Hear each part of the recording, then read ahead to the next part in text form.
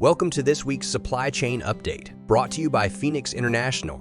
Space availability across key ports is shifting. For the U.S. West Coast, space at Los Angeles and Long Beach will open after October, but capacity remains tight due to earlier blank sailings.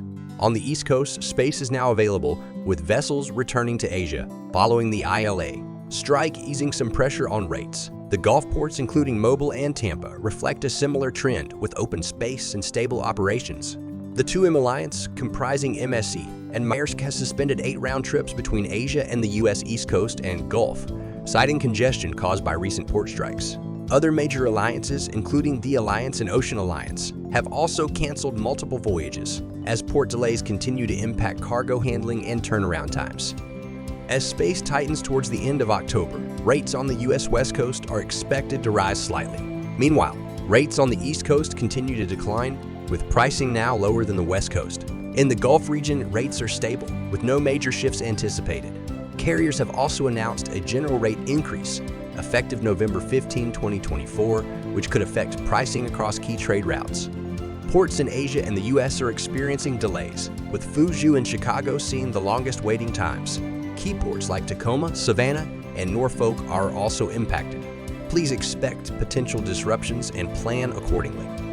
Moving on to the news of this week, carriers are increasing blank sailings and implementing rate hikes on the Asia-Europe trade route to capitalize on early demand ahead of the Lunar New Year. Shippers had previously held back cargo, anticipating further rate drops, but forwarders now predict a rise in rates from October as capacity tightens. The recent cargo theft from a Union Pacific train in Chicago has underscored vulnerabilities in intermodal transport, particularly during handoffs between railroads. The targeted theft of select containers suggests potential insider information, raising concerns about the security of high-value goods during urban interchanges. India's infrastructure boom is driving demand for project cargo, with developments in transport and port facilities.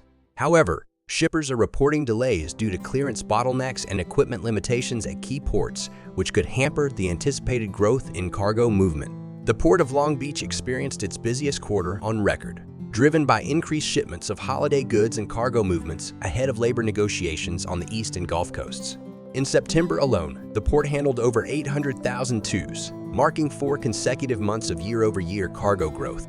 And that concludes our update on the global supply chain.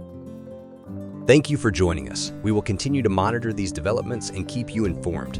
You can follow us on LinkedIn and YouTube for more supply chain-related updates.